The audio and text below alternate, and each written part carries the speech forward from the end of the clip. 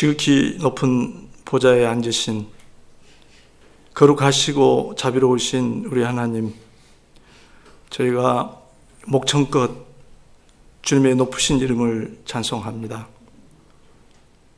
저희 마음이 주님을 갈망하며 주님의 거룩하심과 영화로우신 가운데 가까이 가기를 원합니다. 하늘의 천군 천사들이 주님께 찬양과 경배를 드리고 천지 만물 또한 주님 앞에 환호를 올립니다. 주님의 놀라운 은혜로 구원의 선물을 받은 주님의 백성들이 그들의 온 존재를 다하여 주님 앞에 찬양을 드립니다. 주님, 우리의 생각과 말로 주님을 찬양하기에는 너무나 부족합니다. 그 주님의 존전 앞에 저희들이 다시 이렇게 모였사오니 주님, 저희를 가엾게 보시고 저희를 주의 크신 은혜로 받아주시기를 원합니다. 주님, 하나님께서 우리에게 어떠한 은혜를 베푸셨는지 저희들 다시 생각합니다. 먼 옛날 태초부터 저희를 위한 계획을 세우시고 우리를 위하여 사랑하시는 아드님 보내주신 것 감사합니다. 주님, 저희를 위해서 주님의 나라 예비하시고 그 나라에 지금부터 저희들이 맛보며 살게 하시고 그 영원한 나라를 소유하는 상속자들로 삼아주신 것을 감사합니다. 이런 은혜를 저희가 마음에 다시 한번 담고 저의 영혼으로부터 주님께 감사하며 찬양하며 주님을 앙망하오니 이 시간 그리스도의 거룩하신 보혈의 피로 저희를 깨끗게 하시고 저희의 드리는 바 경배를 받아 주시옵기를 간절히 소원합니다. 주님, 오늘 또 우리를 모으셔서 함께 교제하게 하시고 주의 말씀을 듣게 하셨사오니 이런 일들을 통하여 저희가 주님을 향한 믿음이 더 굳건해지게 하시고 우리 마음속에 주님이 온전히 다스리게 하시고 저희가 복음에 합당한 삶의 열매가 더 드러나도록 저희가 성숙하고 변화되는 귀한 시간 되도록 함께하여 주옵소서. 주님의 말씀 들을 때에 저희의 눈과 귀를 열어주시고 저희가 이 말씀 속에서 하나님이 얘기하시고자 하는 바를 잘 발견하고 깨달을 수 있도록 인도하시고 그 말씀에 단마음으로 반응하는 저희가 되게 하여 주옵소서. 이 땅에 살면서 하나님의 이름을 담은 사람들로서 세상 앞에 이 말씀의 열매들이 온전히 드러나서 주님의 영광이 빛나게 하시고 주의 복음이 더욱더 영광스럽게 되는 그런 아름다운 열매가 맺히게 해주시기를 간절히 소원합니다. 이 시간을 온전히 주님께 의탁합니다. 우리 구주 예수님 이름으로 기도합니다. 아멘.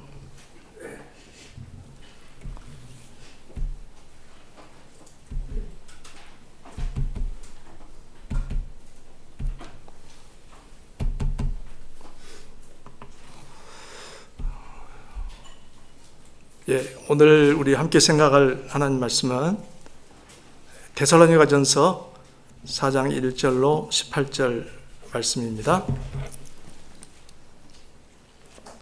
우리 함께 봉독하도록 하겠습니다. 오늘도 역시 교독합니다. 제가 1절 시작합니다. 그러므로 형제들아, 우리가 끝으로 주 예수 안에서 너희에게 구하고 권면하노니 너희가 마땅히 어떻게 행하며 하나님을 기쁘시게 할 수 있는지를 우리에게 배웠으니 곧 너희가 행하는 바라 더욱 많이 힘쓰라.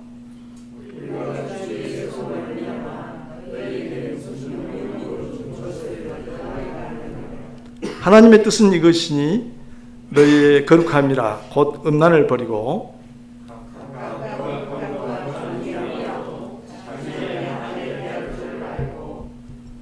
하나님을 모르는 이방인과 같이 세욕을 따르지 말고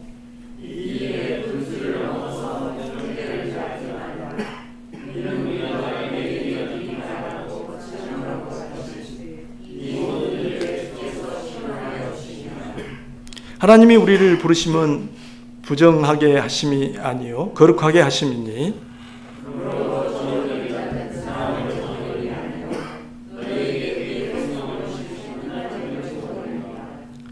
형제 사랑에 관하여는 너희에게 쓸 것이 없음은 너희들 자신이 하나님의 가르치심을 받아 서로 사랑함이라.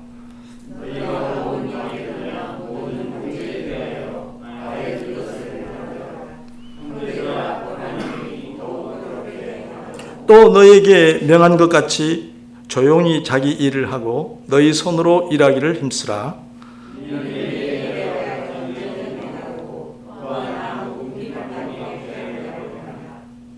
형제들아, 자는 자들에 관하여는 너희가 알지 못함을 우리가 원하지 아니하노니 이는 소망 없는 다른 이와 같이 슬퍼하지 않게 하려 함이라.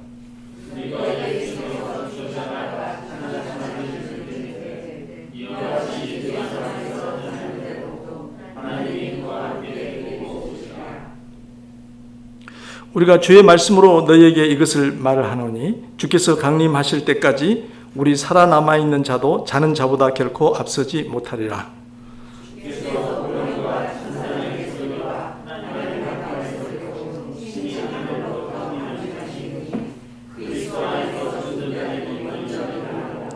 그 후에 우리 살아남은 자들도 그들과 함께 구름 속으로 끌어올려 공중에서 주를 영접하게 하시리니 그리하여 우리가 항상 주와 함께 있으리라.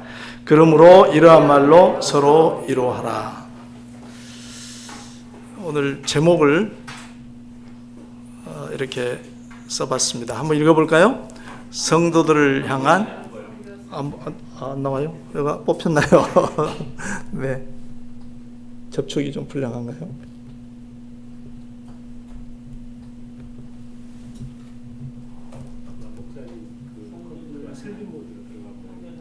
슬립 모드로?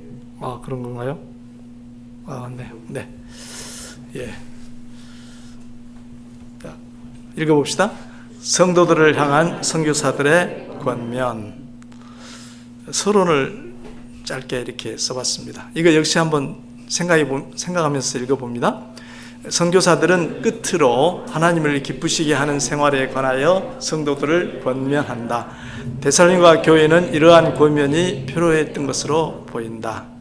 하나님을 기쁘시게 하는 생활, 일종의 실천편이라고 이름할 수 있겠죠?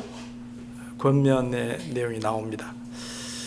이런 권면을 하는 이유는 이따 우리가 내용에서도 그걸 느낄 수 있겠지만 데살로니가 교회에 꼭 필요한 권면들이었던 것 같습니다. 그 배경에 대해서는 우리 또 그때 생각을 해보도록 하겠습니다.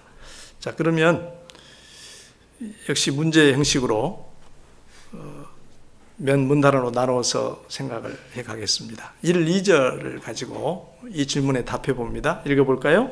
선교사들은 성도들을 향한 권면을 어떻게 시작하는가? 1, 2절을 보면 딱 줄이면, 한두 마디로 줄이면 뭐죠?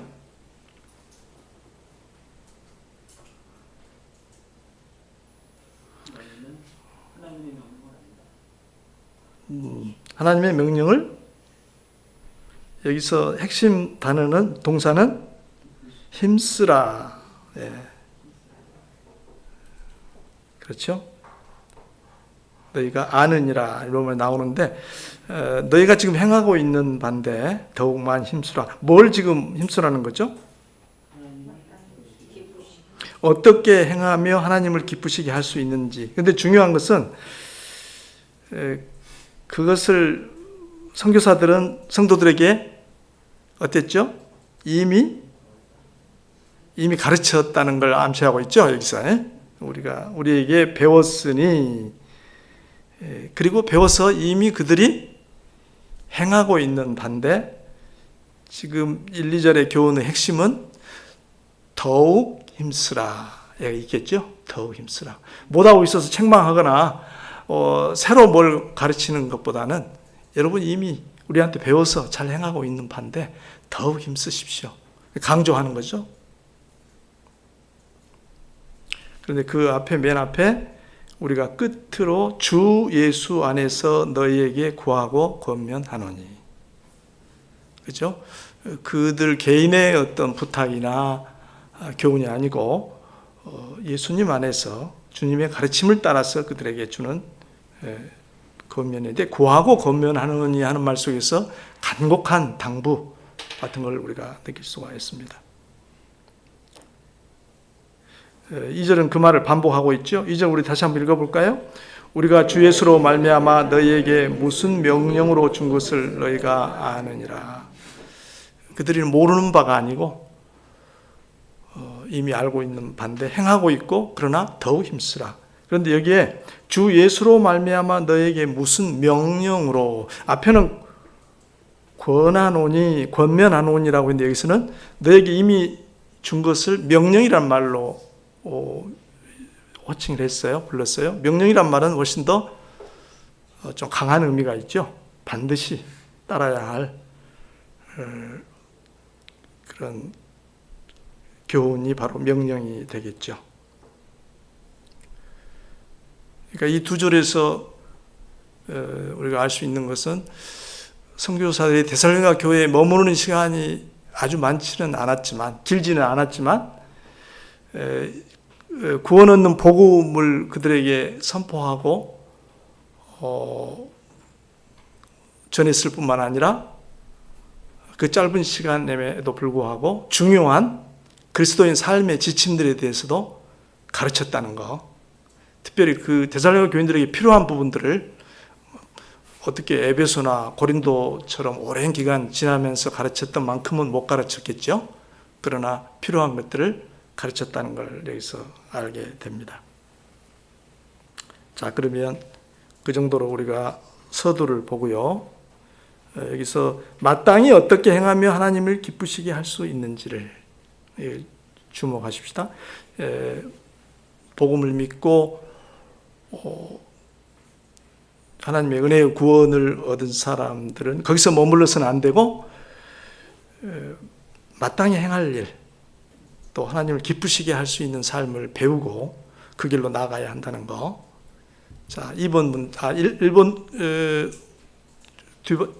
뒷부분에 부가적인 질문으로 간단히 생각해 봅시다. 성도들은 그리스도인의 삶에 관해서 누구에게 무엇을 배웠는가? 이미 우리가 한 얘기인데, 선교사들에게 여기에 어떻게 행할지, 하나님을 기쁘시게 할지 하는 내용을 배웠죠. 자, 두 번째 문제로 넘어갑니다. 3절부터 8절로 문단이 좀 긴데 질문 읽어봅니다. 선교사들은 거룩함에 관해서 무엇을 권면하는가? 문제에다 그냥 거룩함을 포함시켰어요. 근데 이제 우선 이 부분 서두에서는 하나님의 뜻을 여러분 더 행하라고 우리가 얘기했는데, 그것은 너희의 거룩함입니다. 우리가 말하는 하나님의 뜻이라는 것은 여러분의 거룩함을 얘기한 겁니다. 그렇게 서두를 꺼냈죠. 그런데 그 거룩함에 대해서 삶의 여러 부분이 있겠지만 초점을 좁혀서 얘기하고 있는 걸 볼 수가 있습니다. 그래서 거룩함에 관해서 무엇을 권면하는가? 우선 거룩함에 대해서 잠깐 생각해 보십시다. 하나님의 뜻은 무엇보다도 우리가 여러분의 얘기하는 것은 거룩함이다. 거룩함은 죄에서 벗어난 거죠. 점점 실생활에서 실제로 죄에서 벗어나서 반면에 사랑으로 충만해지는 거죠. 하나님에 대한 사랑과 형제, 이웃에 대한 또 온 세상에 대한 사랑으로 충만해진 게 거룩함이죠. 그리고 그것은 점진적인 과정이어서 우리가 교리적으로 그래서 그걸 뭐라고 하죠? 성화라고 하죠. 성화. 궁극적으로 이것은 하나님의 소유로서 더욱 그분과 가까워지고 그분을 닮아가는 것을 의미하는 것입니다. 그래서 늘 하나님께서는 여러 곳에서 내가 거룩하니 너희도 거룩하라. 또 주님께서도 아버지의 온전하신 것 같이 너희도 온전하라. 그 거룩함의 반대는 어떤 용어를 쓰죠? 서신서나 특히 바울 선생님은 거룩함의 반대. 예? 7절에서 한번 찾아보십시오. 7절. 부정. 네, 부정이. 부정이란 말, 깨끗이 못함. 부정이란 말 쓰죠. 그 2장에서 사도들이 데살로니가에 들어갔을 때 우리가 자기들이 동기를 얘기하면서 우리의 권면은 간사함이나 부정이나 그런 말이 있죠. 그런 것에서 우리가 비롯된 게 아니었다. 부정이라는 말을 썼습니다. 자, 그러면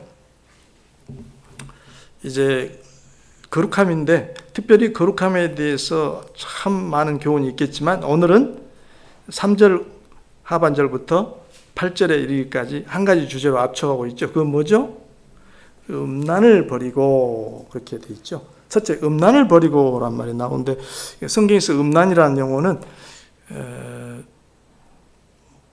혼인관계 밖에서 성적 행동을 음란이라고 하죠.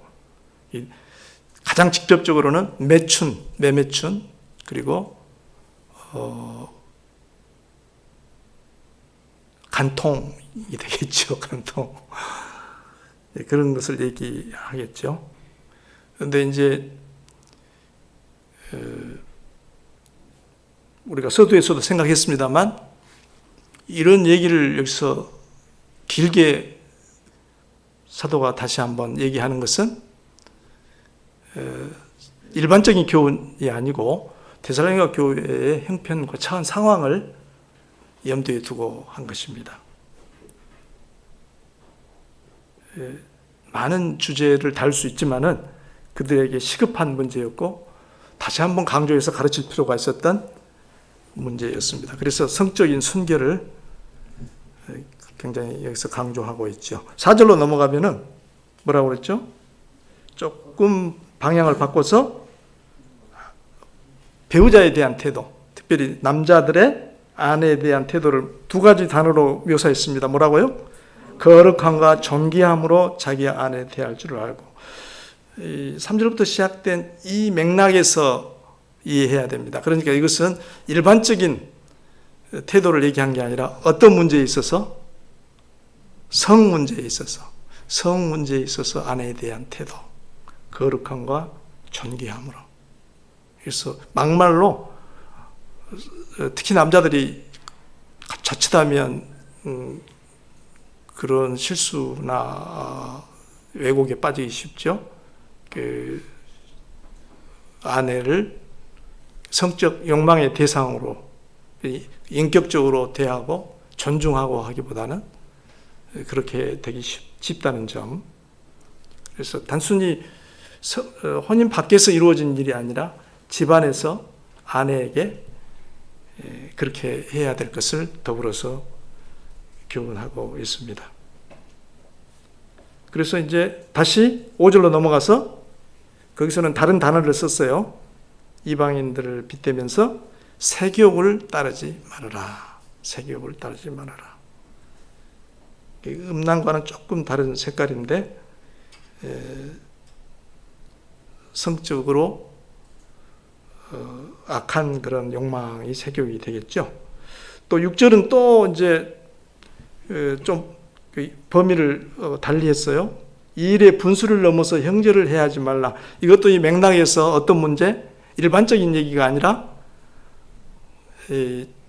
남녀 관계와 관련해서 형제들에게 해로운 일이 되는 분수를 넘어서. 그러니까 이 중요한 결혼 관계라는 거룩한 테두리가 아니고 그 범위를 넘어설 때 공동체에게 엄청난 해가 되죠. 우선 교회 안에서. 그리고 혹시 공동체에 속한 사람이 밖에서 그런 일이 생겼을 때는 그거 역시도 형제들에게 엄청난 해로운 영향을 미치게 되겠죠. 그래서 이제 그 점을 여기서 강조하고 있습니다. 성경에서는 어쩔 때는 일부러 그 문제를 강하게 지적하기도 합니다만, 결혼 안에서 이루어지는 성관계를 절대 타부시하거나 부정적으로 얘기하지 않죠. 굉장히 거룩한 것이고, 또 그것이 하나님의 창조의 뜻을 이루는 중요한 수단인 통로가 되는 것이기 때문에, 그래서 이제 여기서 우리가 그것과는 혼동하지 말아야 될 것 같습니다.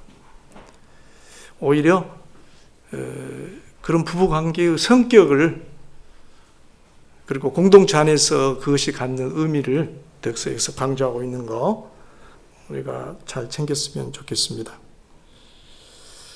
자, 그러면 그 다음 부가 질문이 또 이게 오래 안 켜면은 뭐가 또 나옵니까? 예. 자, 부가 질문을 한번 해봅시다. 선교사들은 거룩한 행실의 동기로 무엇을 제시하는가? 한 3절에 걸쳐서 6절부터 그 동기라 할까요? 쭉 열거를 했는데 6절에서는 뭐라고 했죠? 이 모든 일에 주께서 신원하여 주신다.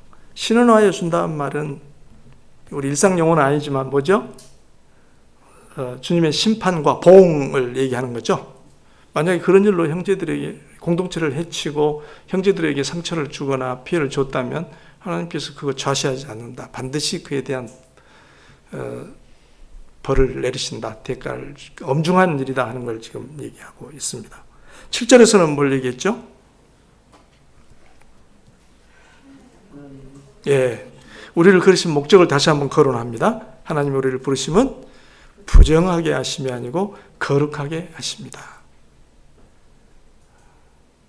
그러므로 그 귀결로 이런 명령, 이런 교훈을 저버리는 자는 사람을 저버림이 아니고 우리에게 성령을 주신 하나님을 저버리는 것이다.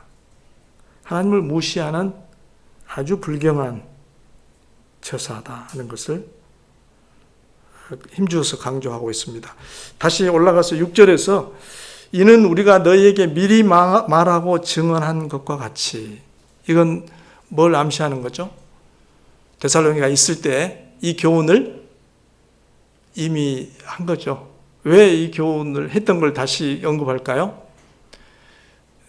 데살로니가 사회가 갖고 있는 현실을 알고 교인들도 그 안에 살아야 되고, 또 교인들도 과거에는 그런 풍조 속에서 살아왔다는 것을 너무나 바울 일행은 직감했기 때문에 복음을 전한 직후에 굉장히 강조한 부분이 되었을 것 같아요.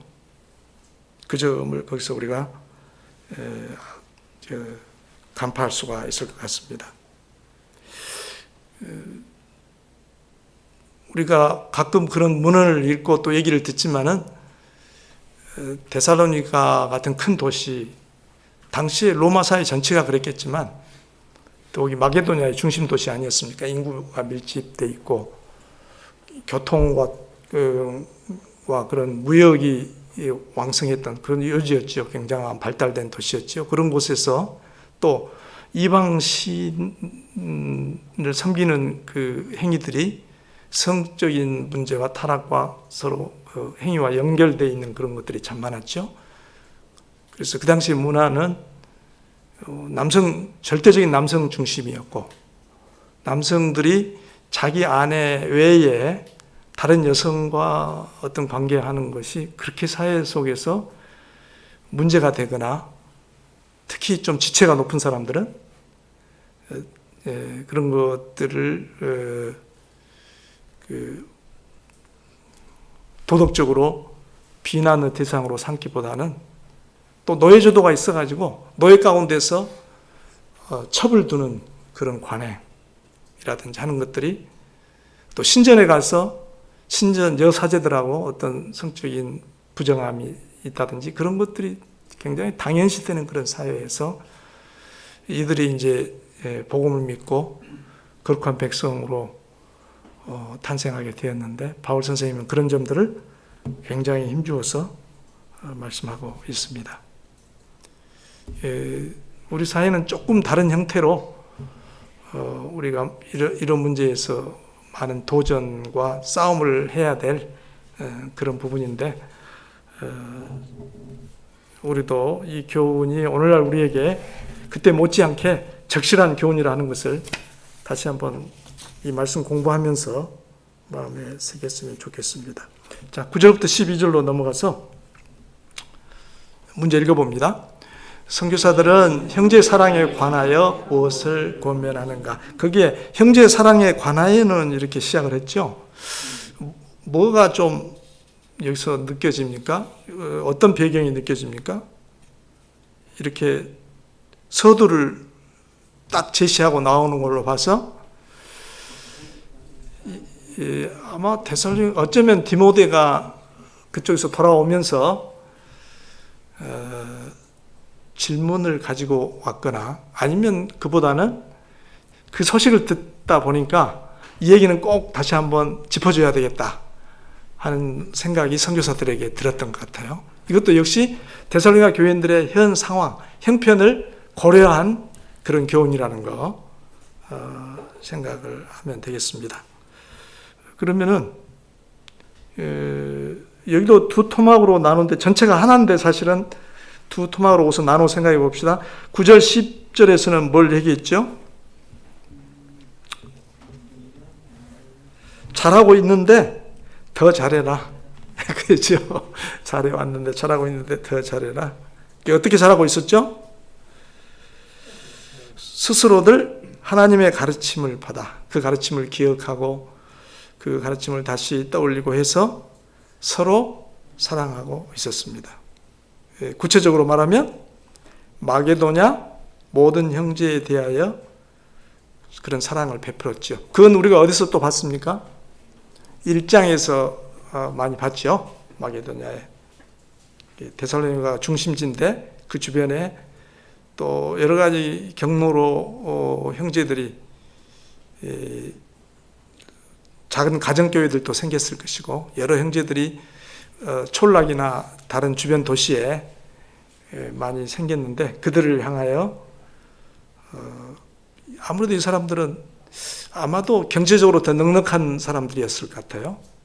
그래서 그런 것으로 그 사랑이 구체적으로 표현되었지 않나 그런 생각이 듭니다. 더욱 그렇게 행하라. 이렇게 하면서 이것과 연관지어서 11절 12절에서 다른 교훈을 하고 있습니다. 우리 다시 한번 그 부분 읽어봅시다. 또 너희에게 명한 것 같이 조용히 자기 일을 하고 너희 손으로 일하기를 힘쓰라. 이는 외인에 대하여 단정히 행하고 또한 아무 궁핍함이 없게 함이라. 11절은 교훈의 내용인데 두 토막으로 되어 있죠. 조용히 자기 일을 하고 너희 손으로 일하기를 힘쓰라.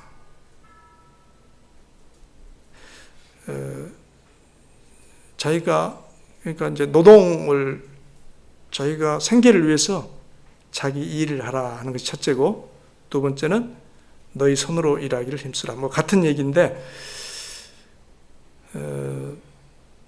이건 역시 데살로니가 교회가 처한 현실을 성도들 가운데 형제 사랑에 기대어서 자기가 스스로 생계를 해결하려고 하지 않고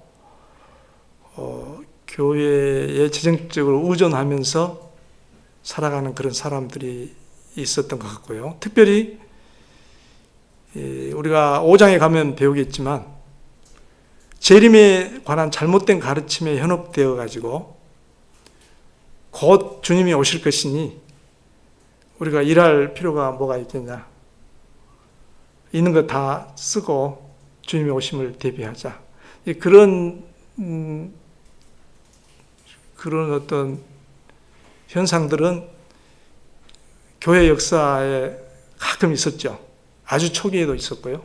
아주 초기에도 있었고, 또 우리나라에서도 아주 우리가 인상적으로 그런 경험을 갖고 있지 않습니까? 벌써 한 30년 넘게 된 얘기지만은 실제로 그렇게 했던 사람들이 있죠. 다미성교회인가 그런 데서는 그렇게 했고, 많은 교회에서 사실 좀 은근히 자기들은 그렇게 따라가지는 않았지만 은근히 그런 일이 일어날 수도 있지 않느냐 하고 현혹되고 부하내동했던 그런 일들을 우리가 겪었습니다. 그런데 아마 그 원조는 데살로니가 교회인 것 같아요. 데살로니가 교회에 잘못된 가르침이 끼어 들어와가지고 임박했으니 우리 일할 필요가 없다. 그 소식을 디모데로부터 그런 조류가 교회에 좀 보입니다. 굉장히 우려되는 부분입니다 하는 얘기를 들었지 않겠는가. 그래서 우선 그들이 잘 실천하고 있는 형제사랑을 칭찬하면서도 이런 폐단, 원인은 자기 일 안 하고 교회에 기대거나 다른 형제들에게 신세를 끼치는 그런 일을 하지 말라, 이렇게 권면하는 것 같습니다. 물론 교회는 가장 최초의 교회가 그 모습을 보여주었듯이 교회 안에는 오히려 사회보다도 더 어려운, 형편이 어려운 사람들이 있을 수가 있고요. 분명히 있죠. 그래서 교회의 중요한 사역 중에 하나는 그런 형제들을 구제하고 도와주는 그런 일이었고, 그래야 마땅합니다. 그래서 우리 예루살렘 교회가 처음에 특별히 과부에 대해서는 디모데서에서 어떤 분들을 과부로 대우할 것인가 이런 얘기도 있습니다만은 더 굉장히 마음을 써서 구제를 했던 걸 볼 수가 있고, 그 마땅히 힘써서 해야 할 부분인데 이제 여기서는 충분히 자기가 일을 할 수도 있고 노력해야 될 부분에도 불구하고 그렇지 못한 분들에게 또 잘못된 생각에 휩쓸려 가지고 그런 그런 행동을 하는 분들을 잘 권면하고 바로 잡으라고 이렇게 말씀하고 있습니다. 12절은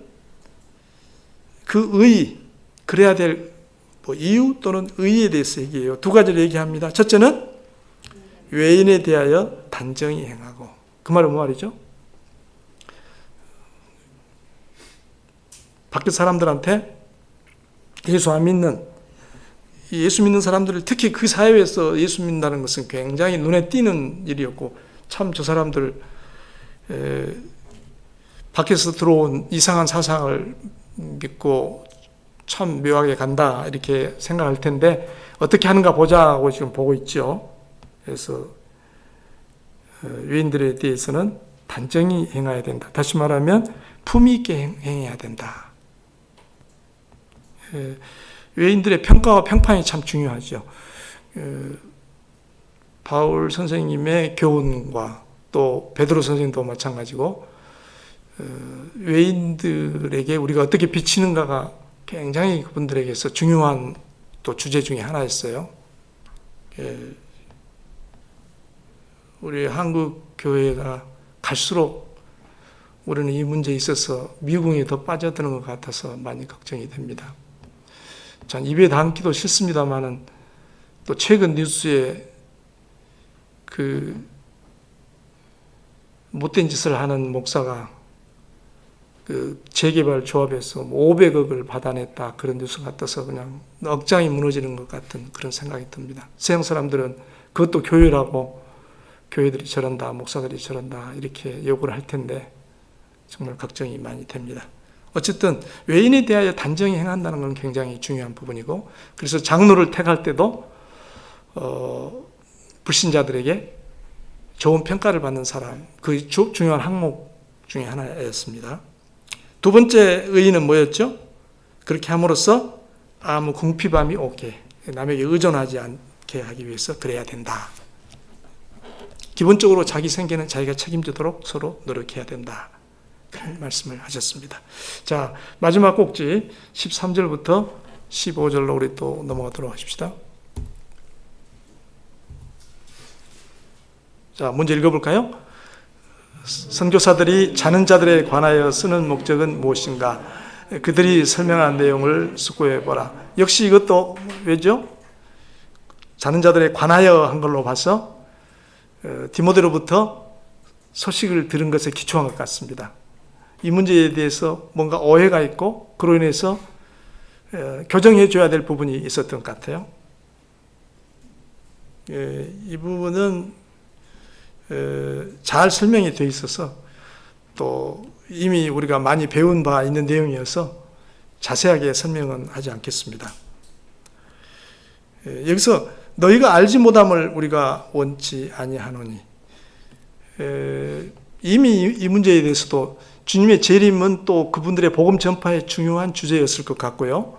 그러나 그럼에도 불구하고 지금 새로 소식을 들으니 좀 분명히 더 반드시 다시 얘기해 줘야 될 부분이 있어서 이렇게 얘기했을 것입니다. 우리가 원하지 아니하노니. 이 교훈의 목적은 13절에 뭐라고 나와 있죠? 소망 없는 다른 이와 같이 슬퍼하지 않게 하리 함이라. 그러면서 14절부터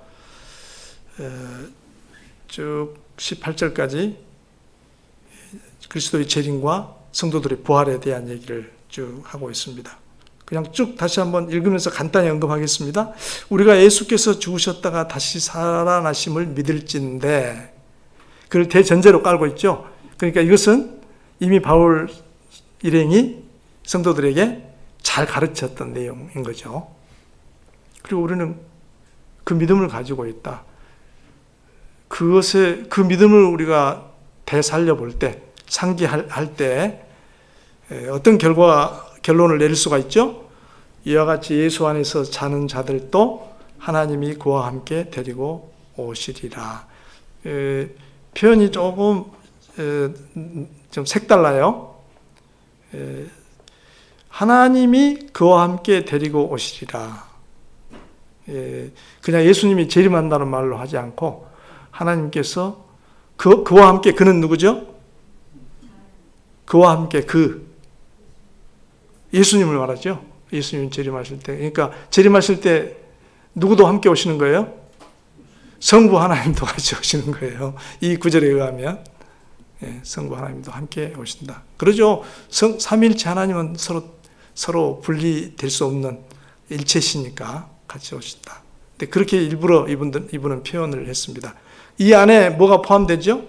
자는 자들도 일부러 언급은 안 했지만 뭐가 포함되는 거죠? 자는 자들이 어떻게 된다는 얘기죠? 깨어난다는 얘기도 포함되는 거죠. 부활이 이 안에 포함되는 겁니다. 가지고 데려온다는 얘기 속에는 자는 자들을 일깨워서 부활해서 같이 데리고 온다. 자, 15절 다시 한번 주의 말씀으로 너희에게 이것을 말하노니, 주께서 강림하실 때까지 우리 살아남은 자도 자는 자보다 결코 앞서지 못하리라. 누가 그 당사자들이 될지 모르지만 강림하실 때, 재림 때 살아남은 자들이 이미 죽은, 예수를 믿고 죽은 자들보다 앞서지 못한다는 말은 어떤 면에서 앞서지 못한다? 무슨 일에서?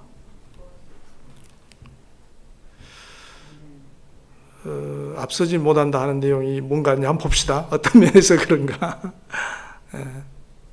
그러니까 여기서 왜 이 말을 내세웠을까요? 결코 앞서지 못한다. 이 속에 그 깔린 배경은 뭘까요? 데살로니가 교회 가운데 어떤 생각들이 조금 우려스럽게 퍼져 있었을까요? 우리가 곧 예수님이 재림할 텐데 그때까지 살아 있어야 그 재림을 맞이하고 주님을 영접할 텐데, 이미 그러기 전에 죽어버린 사람들은 주님이 오시는 것을 맞이하지 못한다 하는 생각, 그 소리를 듣지 못하고 그분을 맞이하지, 그 일에 제외될 것이다 하는 생각이 퍼져 있었던 것 같아요. 그런 가르침이.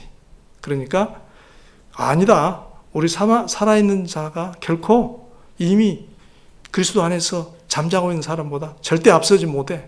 그들이 먼저 부활해서 그래서 더 주님의 재림을 맞이하고 환영하게 될 것이다. 어떻게 해요? 16절부터 그 얘기가 나오죠.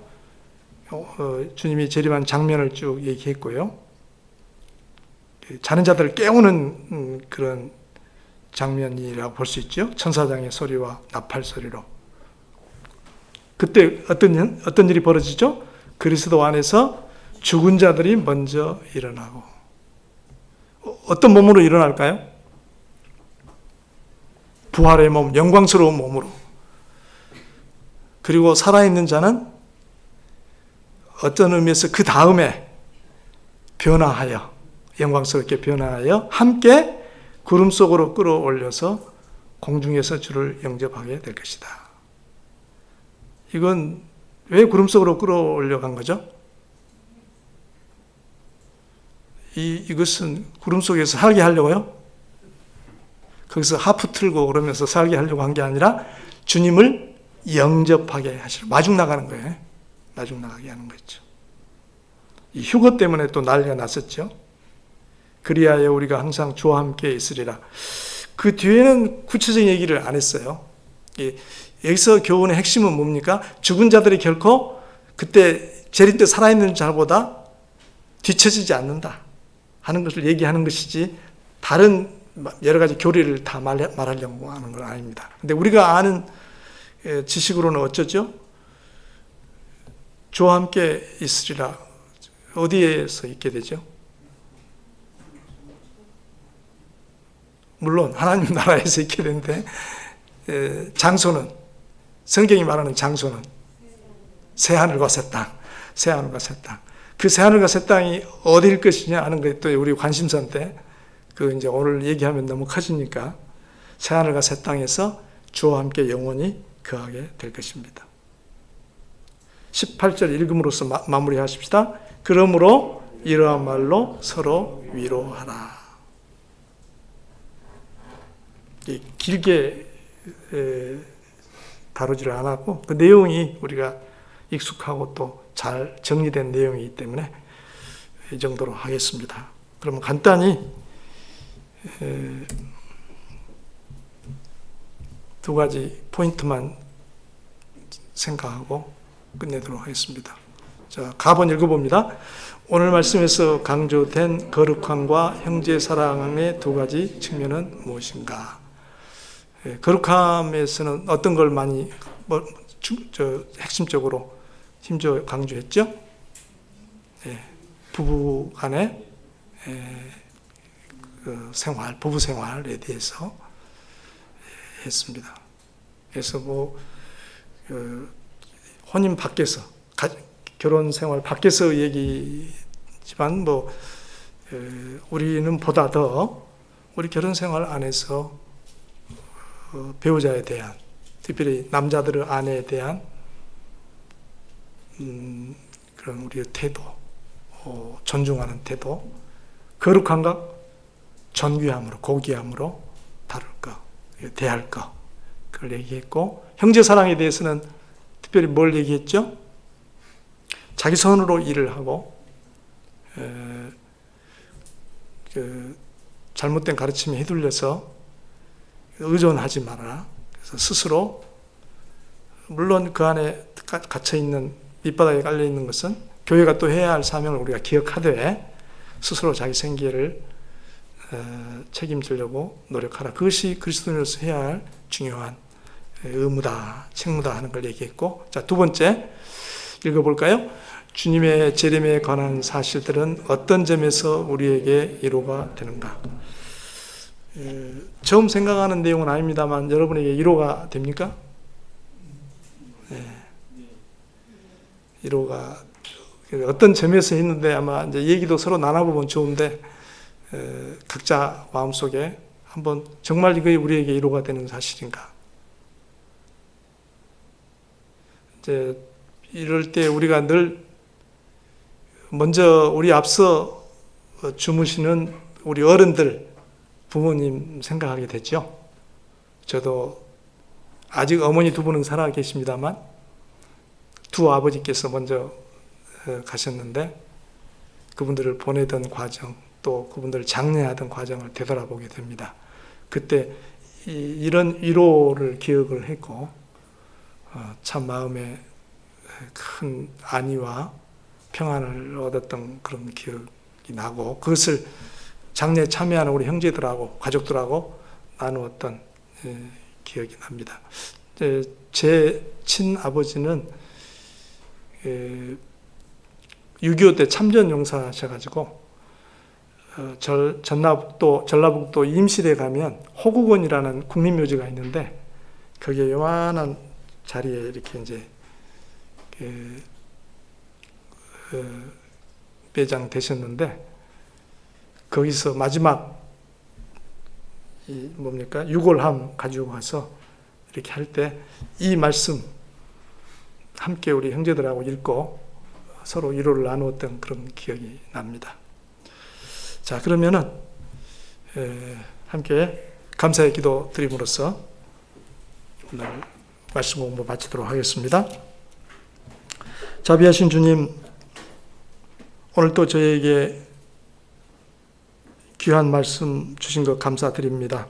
선교사들이 데살로니가 교회의 형편을 생각하면서 다시 힘주어 가르친 교훈들을 저희도 마음에 새기기를 원합니다. 저희가 더욱 거룩한 삶으로 나아가게 하시고, 특히 성적 정결함을, 순결함을 지키는 가운데 배우자와 더욱 아름다운 부부 생활을 이루게 하여 주시옵소서. 저희가 노동을 소중히 여기고 부지런히 일하게 하시고, 구직 중에 있는 우리 젊은 성도들을 인도하여 주시옵소서. 주께서 다시 오실 때 저희에게 주어질 영광스러운 복들을 바라보며 날마다 소망 가운데 살게 하시옵소서.